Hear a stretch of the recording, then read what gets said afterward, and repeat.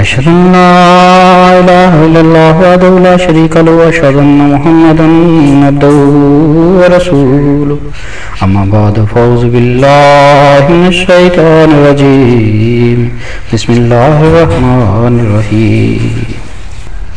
گزشتہ دنوں ایک غیر احمدی عالم دین مولوی عاصم منیر صاحب کا debate with Ansar Raza clip دیکھا، جس میں مولوی صاحب نے پہلے تو خدائی چیلنج ولو تقول علینا بعض الاقاویل سورہ الحاقہ پر اعتراض کیا کہ یہ خدائی چیلنج صرف حضرت صلی اللہ علیہ وآلہ وسلم کو ہے، نہ کہ ہر ایک تابعدار ملہم من اللہ کو، اور مزید کہا کہ انصر رضا صاحب، آپ نے میری باتوں کے جواب میں وہ آیت دینے کی بجائے جس میں یہ لکھا ہو کہ اس دنیا میں جو وحی اور الہام کا جھوٹا دعویٰ کرتا ہے اللہ اسے نیست و نابود کر دیتا ہے، آپ نے یہ آیت نہیں پیش کی، آپ نے یہ آیت نہیں دی۔ اس کا مطلب یہ ہے کہ آپ کے پاس یہ آیت نہیں ہے اور آپ نے یہ جھوٹ بولا ہے قرآن پہ، اور اس کے علاوہ آپ لوگ جو اور جھوٹ بولتے ہیں قرآن و حدیث پہ۔ آپ کہتے ہیں کہ جناب جو جھوٹا دعویٰ کرتا ہے وہ 23 سال تک زندہ نہیں رہتا۔ مجھے آپ کی یہ ہٹ درمی دیکھ کے بڑی خوشی ہو رہی ہے، اس لیے کہ یہ اس بات کا ثبوت ہے کہ آپ لوگوں کے پاس کوئی جواب نہیں ہے، صرف 2-4 باتیں آپ لوگوں نے سیکھ رکھی ہیں جسے آپ دہراتے رہتے ہیں، ورنہ آپ کے اس چیلنج کا جواب ایک ویڈیو میں احمد کریم شیخ صاحب باقاعدہ حوالوں کے ساتھ دے چکے ہیں کہ کچھ ایسے بھی مدعیان نبوت و مہدویت رہے ہیں جنہوں نے 23 سال سے زیادہ زندگی پائی اور پھر انہوں نے موت بھی طبعی پائی۔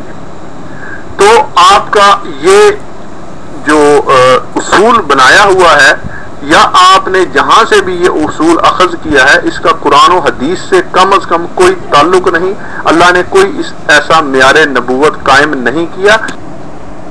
جناب مولوی عاصم منیر صاحب، ہماری یہ ہر دھرمی کہہ لیں، ضد کہہ لیں، بلکہ جو جی میں آئے آپ بھی اپنے اسلاف کی طرح کہہ لیں، ہم تو ایک ہی بات جانتے ہیں جو ہمارے خدا نے ہمیں سکھائی ہے، قُلْ إِن كُنتُمْ تُحِبُّونَ اللَّهَ فَاتَّبِعُونِي يُحْبِبْكُمُ اللَّهُ۔ اگر تم اللہ سے محبت کرنا چاہتے ہو تو میری پیروی کرو، خدا تم سے محبت کرنے لگے گا۔ پھر فرماتا ہے لَقَدْ كَانَ لَكُمْ فِي رَسُولِ اللَّهِ أُسْوَةٌ حَسَنَةٌ۔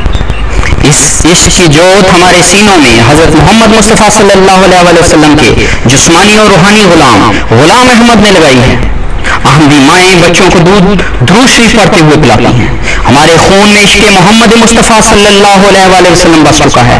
حضرت مرزا غلام احمد علیہ السلام کی قرآن تفاسیر نے اس عشق کو یوں ہماری روح میں اتار دیا ہے کہ تم جیسے جب ہمیں کلمے سے روکتے ہو تو ہم جیلوں میں جانے کو تیار ہو جاتے ہیں، تم اس کلمہ کو ہماری مساجد سے اتارتے ہو، کلمہ طیبہ کے بیج ہمارے کپڑوں سے نوچتے ہو، پھر چین نہیں آتا تو درندگی دکھاتے ہوئے کلمہ پڑھتے ہوئے احمدیوں کو کبھی پاکستان میں، کبھی بنگلہ دیش میں، کبھی انڈو ایشیا میں شہید کرتے ہو۔ کیا اس طرح تم ہماری کلمہ لا الہ الا اللہ محمد رسول اللہ کو چھین سکتے ہو؟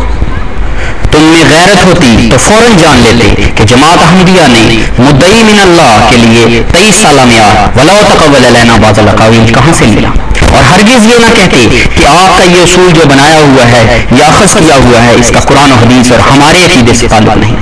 سو پھر جان لو ہمارے لیے معیار اور اصول وہی ہے جو ہمارے پیارے قادر و توانا خدا نے ہمیں عطا فرمایا ہے کہ لقد کان لکم فی رسول اللہ اسوۃ حسنہ، اور یہ اصول ایسی کتاب میں ہے کہ جس کے بارے میں اس کا چیلنج ہے کہ انا نحن نزلنا الذکر وانا لہ لحافظون۔ آپ نے جو یہ فرمایا کہ کچھ ایسے بھی مدعیان نبوت و مہدویت ہیں جنہوں نے 23 سال سے زیادہ زندگی پائی اور انہوں نے موت بھی طبعی پائی، اللہ نے کوئی ایسا معیار نبوت قائم نہیں کیا۔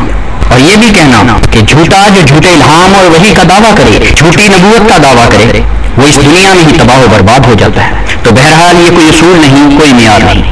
مولوی عاصم منیر صاحب، آپ تو آج کی پیداوار ہیں، اگر آپ کو چیلنج دینے کا کوئی شوق ہے تو آج سے 100 سال پہلے اپنے اسلاف کے ماتھے پر لگے ہوئے اس پشیمانی اور شرمندگی کے داغ کو دھو لیجیے جو حضرت مرزا غلام احمد قادیانی علیہ السلام نے 43 میں اشتہار انعامی کے ذریعے سے لگایا تھا۔ حضرت مرزا غلام احمد قادیانی علیہ السلام کو اپنے قادر و توانا خدا کے اس خدائی چیلنج کا بھرپور یقین تھا، اسی لیے آپ نے فرمایا ہم جانتے ہیں کہ قرآنی دلیل کبھی ٹوٹ نہیں سکتی، یہ خدا کی پیش کردہ دلیل ہے نہ کسی انسان کی۔ کئی کم وقت بدقسمت دنیا میں آئے اور انہوں نے قرآن کی اس دلیل کو توڑنا چاہا، مگر آخر آپ ہی دنیا سے رخصت ہو گئے، مگر یہ دلیل ٹوٹ نہ سکی۔ آپ فرماتے ہیں درا یہ ایک عظیم الشان موضوع نہیں ہے کہ محی الدین لکھوں کے والے نے میری نسبت موت کا الہام شائع کیا، وہ مر گئے۔ غلام دستگیر نے ایک کتاب تالیف کر کے اپنے مرنے سے میرا پہلے مرنا بڑے زور و شور سے شائع کیا، وہ مر گیا۔ پادری حمید اللہ پشاوری نے میری موت کی نسبت 10 مہینہ کی میعاد رکھ کر پیشگوئی شائع کی، وہ مر گیا۔ لیکھ رام نے میری موت کی نسبت 3 سال کی میعاد کی پیشگوئی کی، وہ مر گیا۔ یہ اس لیے ہوا کہ تا خدا تعالیٰ ہر طرح سے اپنے نشانوں کو مکمل کرے۔ کیا یہی کاذب کی نشانیاں ہوا کرتی ہیں کہ قرآن بھی اسی کی گواہی دے اور آسمانی نشان بھی اسی کی تائید میں نازل ہو اور عقل بھی اسی کی معید ہو؟ جو اس کی موت کے شائق ہوں وہی مرتے جائیں۔ میں ہرگز یقین نہیں کرتا کہ زمانہ نبوی کے بعد کسی اہل اللہ اور اہل حق کے مقابل پر کبھی کسی مخالف کو ایسی صاف اور صریح شکست اور ذلت پہنچی ہو جیسا کہ میرے دشمنوں کو میرے مقابل پر پہنچتی ہے۔ دنیا مجھ کو نہیں پہچانتی لیکن وہ مجھے جانتا ہے جس نے مجھے بھیجا ہے۔ یہ ان لوگوں کی غلطی ہے اور سراسر بدقسمتی ہے کہ میری تباہی چاہتے ہیں۔ میں وہ درخت ہوں جس کو مالک حقیقی نے اپنے ہاتھ سے لگایا ہے۔ جو شخص مجھے کاٹنا چاہتا ہے اس کا نتیجہ بجوز اس کے کچھ نہیں کہ وہ قارون اور یہودا اسکریوتی اور ابو جہل کے نصیب سے کچھ حصہ لینا چاہتا ہے۔ میں ہر روز اس بات کے لیے چشمے پر آب ہوں کہ کوئی میدان میں نکلے اور منہاج نبوت پر مجھ سے فیصلہ کرنا چاہے، پھر دیکھے کہ خدا کس کے ساتھ ہے۔ مگر میدان میں نکلنا کسی مخنث کا کام نہیں۔ ہاں غلام دستگیر ہمارے ملک پنجاب میں کفر کے لشکر کا ایک سپاہی تھا جو کام آیا۔ اب ان لوگوں میں سے اس کے مثل بھی کوئی نکلنا محال اور غیر ممکن ہے۔ اے لوگو تم یقیناً سمجھ لو کہ میرے ساتھ وہ ہاتھ ہے جو خیر وقت تک مجھ سے وفا کرے گا۔ اگر تمہارے مرد اور تمہاری عورتیں اور تمہارے جوان اور تمہارے بوڑھے اور تمہارے چھوٹے اور تمہارے بڑے سب مل کر میرے ہلاک کرنے کے لیے دعائیں کریں یہاں تک کہ سجدے کرتے کرتے ناک گل جائیں اور ہاتھ شل ہو جائیں، تب بھی خدا ہرگز تمہاری دعا نہیں سنے گا اور نہیں رکے گا جب تک وہ اپنے کام کو پورا نہ کر لے۔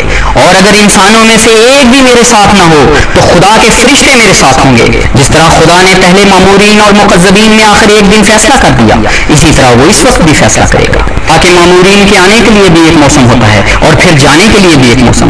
بس یقیناً سمجھو کہ میں نہ بے موسم آیا ہوں نہ بے موسم جاؤں گا۔ خدا سے مت لڑو، یہ تمہارا کام نہیں کہ مجھے تباہ کر دو۔ اب اس اشتہار سے میرا یہ مطلب ہے کہ جس طرح خدا تعالیٰ نے اور نشانوں میں مخالفین پر حجت پوری کی ہے، اسی طرح میں چاہتا ہوں کہ آیت لو تقول کے متعلق بھی حجت پوری ہو جائے۔ اسی جہت سے میں نے اس اشتہار کو 500 روپیہ کے انعام کے ساتھ شائع کیا ہے، اور اگر تسلی نہ ہو تو میں یہ روپیہ کسی سرکاری بینک میں جمع کرا سکتا ہوں۔ اگر حافظ محمد یوسف صاحب اور ان کے دوسرے ہم مشرب جن کے نام میں نے اس اشتہار میں لکھے ہیں اپنے اس دعویٰ میں صادق ہیں، یعنی اگر یہ بات صحیح ہے کہ کوئی شخص نبی یا رسول اور مامور من اللہ ہونے کا دعویٰ کر کے اور کھلے کھلے طور پر خدا کے نام پر کلمات لوگوں کو سنا کر پھر باوجود مفتری ہونے کے برابر 23 برس تک جو زمانہ وہی ہے آن حضرت صلی اللہ علیہ وآلہ وسلم ہے زندہ رہا ہے، تو میں ایسی نظیر پیش کرنے والے کو بعد اس کے جو مجھے میرے ثبوت کے موافق یا قرآن کے ثبوت کے موافق ثبوت دے 500 روپیہ نقد دے دوں گا۔ جناب عاصم منیر صاحب قرآن کریم فرماتا ہے وَمَنْ أَظْلَمُ مِمَّنِ افْتَرَىٰ عَلَى اللَّهِ كَذِبًا أَوْ كَذَّبَ بِآيَاتِهِ إِنَّهُ لَا يُفْلِحُ الظَّالِمُونَ۔ شیخ الاسلام حضرت مولانا شبیر احمد عثمانی فرماتے ہیں یعنی نبی نہ ہو اور خدا پر افطرا کر کے دعوی نبوت کر بیٹھے، فرماتے ہیں سنت اللہ یہ ہے کہ ظالم کو انجام کر کامیابی اور بھلائی نصیب نہیں ہوتی۔ پھر حضرت صلی اللہ علیہ وسلم کے بارے میں فرماتے ہیں معاذ اللہ میں مفتری ہوں تو ہرگز کامیاب نہ ہوں گا، اور تم مکذب ہو جیسا کہ دلائل سے ظاہر ہے تو تمہاری خیریت نہیں۔ اور سورہ بنی اسرائیل میں خدا تعالیٰ فرماتا ہے یہ تفتریٰ الینا غیرہ، تاکہ جھوٹ بنا لائے تو ہم پر وہی کے سوا۔ پھر فرماتا ہے اذل لازقناک ضیف الحیاتی وضیف المماتی ثم لا تجد لک علینا نصیرا۔ سورہ بنی اسرائیل آیات 74 تا 75۔ تب تو ضرور چکھاتے ہم تجھ کو دونا مزہ زندگی میں اور دونا مرنے میں، پھر نہ پاتا تو اپنے واسطے ہم پر مدد کرنے والا۔ اسی لیے جو اللہ تعالیٰ نے سورہ حاقہ میں اپنے پیارے کی نسبت یہ فرمایا کہ وَلَوْ تَقَوَّلَ عَلَيْنَا بَعْضَ الْأَقَاوِيلِ، یہ بنا لاتا ہم پر کوئی بات تو ہم پکڑ لیتے اس کا داہنا ہاتھ، پھر کاٹ ڈالتے اس کی رگے بدر۔ ان آیات سے دوسرے لوگوں کو ڈرانا مقصود ہے، نہ کہ آن حضرت صلی اللہ علیہ وآلہ وسلم کو، کہ جن کی نسبت اس کی گواہی موجود ہے، ان کنتم تحبون اللہ فاتبعونی یحببکم اللہ، اور لقد کان لکم فی رسول اللہ اسوۃ حسنہ۔ بس ولو تقول لینا ایک طرح کا سرٹیفکیٹ ہے، ایک طرح کی ضمانت ہے محمد رسول اللہ صلی اللہ علیہ وآلہ وسلم کی طرف۔ خدا تعالیٰ نے اخراج تحسین پیش کیا ہے محمد رسول اللہ صلی اللہ علیہ وآلہ وسلم کی طرف، فرماتا ہے کہ یہ رسول جو میرا سب سے زیادہ پیارا رسول ہے، اگر یہ بھی کوئی ایسا الہام، کوئی ایک الہام میری طرف منسوب کر دے تو ہم اس کی رگے گردن کاٹ دیں گے۔ بس اس تنبیہ سے آن حضرت صلی اللہ علیہ وآلہ وسلم کو ڈرانا مقصود نہیں، بلکہ اس گروہ کو ڈرانا مقصود ہے، اور ہر اس شخص کو ڈرانا مقصود ہے جو خدا تعالیٰ کی طرف سے الہام کا دعوے دار ہے جبکہ وہ جھوٹا ہے۔ اسی کے لیے خدا تعالیٰ نے ایک اور جگہ اسی بات کو بیان فرمایا، اِنَّا قَدْ أُوحِیَ إِلَيْنَا أَنَّ الْعَذَابَ عَلَىٰ مَنْ كَذَّبَ وَتَوَلَّىٰ، سورہ طٰہٰ آیت 48، یعنی عذاب الہی اس پر ہے جو جھوٹ بولے اور منہ پھیر لے۔ حضرت ابن کثیر کی بیان کردہ تفسیر کو تو پڑھو، فرماتے ہیں مسلمہ کذاب نے صادق و مصدوق ختم المرسلین صلی اللہ علیہ وآلہ وسلم کو ایک خط لکھا جس میں تحریر تھا کہ یہ اللہ کے رسول مسلمہ کی جانب سے خدائے رسول محمد کے نام آپ پر سلام ہو، میں نے آپ کو شریک کار کر لیا ہے۔ اس کے جواب میں حضرت صلی اللہ علیہ وآلہ وسلم نے اسے لکھا کہ یہ محمد رسول اللہ صلی اللہ علیہ وآلہ وسلم کی طرف سے مسلمہ کذاب کے نام ہے، سلام ہو ان پر جو ہدایت کی تابعداری کریں۔ یاد رکھو ایسے جھوٹے بہتانی لوگ فلاں نہیں پاتے۔ پھر ابن کثیر تفسیر کرتے ہوئے فرماتے ہیں الغرض فرعون نے اپنی قوم کو بہکا دیا اور راہ راست انہیں نہ دکھائی، جس طرح دنیا میں انہیں اس نے آگے بڑھ کر دریا برد کیا، اسی طرح آگے ہو کر قیامت کے دن انہیں جہنم میں جا جھونکے گا جو بدترین جگہ ہے۔ حضرت ابن کثیر سورہ فاتحہ کی تفسیر صفحہ 49 میں تحریر فرماتے ہیں جب مسلمہ کذاب نے بڑھ چڑھ کر دعوے شروع کیے اور اپنا نام رحمان الایامہ رکھا تو پروردگار نے اسے بے انتہا رسوا اور برباد کیا، وہ جھوٹ اور کذب کی علامت مشہور ہو گیا۔ پھر فرماتے ہیں مسلمہ نے بدترین جرت کی لیکن برباد ہوا۔ جی مولوی اعظم منیر صاحب، اب معلوم ہوا کہ مفتی اللہ کا انجام کیا ہوتا ہے، کیا اس کا کاروبار تباہ نہیں ہوتا؟ ہم نے اپنے آقا و مولا حضرت محمد مصطفیٰ صلی اللہ علیہ وآلہ وسلم کی 23 سالہ زندگی بعد الہام و وحی اور کامیاب اسلام سے لقد کان لکم فی رسول اللہ اسوۃ حسنہ سے یہ اصول بنایا ہے۔ آپ نے سچ فرمایا کہ اس کا ہمارے دین سے کوئی تعلق نہیں ہو سکتا ہے۔ اعظم منیر صاحب، آپ قرآن کی بجائے تورات اور انجیل پر یقین رکھتے ہیں۔ بہرحال اتمام حجت ادھر سے بھی حوالہ جات پیش خدمت ہے۔ وہ نبی جو ایسی گستاخی کرے کہ کوئی بات میرے نام سے کہے جس کے کہنے کا میں نے اسے حکم نہیں دیا، یا معبودوں کے نام سے کہے تو وہ نبی قتل کیا جائے۔ استثناء باب 18 آیت 20۔ خداوند یوں کہتا ہے کہ ان نبیوں کی بابت جو میرا نام لے کر نبوت کرتے ہیں جنہیں میں نے نہیں بھیجا، یہ نبی تلوار اور کال سے ہلاک کیے جائیں گے۔ یرمیہ باب 14 آیات 14 تا 16۔ اسی طرح انجیل اعمال باب 5 آیات 36 تا 37 میں 2 جھوٹے نبیوں کا ذکر بھی ہے جو مارے گئے اور ان کے متبعین تتر بتر ہو گئے۔ پہلے کا نام تھیوڈاس اور دوسرے کا نام یہودا گلیلی تھا۔ پس 23 سالہ معیار خدا نے قائم فرمایا ہے، اپنے نبی مقدس صلی اللہ علیہ وآلہ وسلم کو سچائی کے مینار کی طرح کھڑا کر کے۔ پس حضور صلی اللہ علیہ وآلہ وسلم کے نمونہ سے بڑھ کر اور کس کا نمونہ ہے؟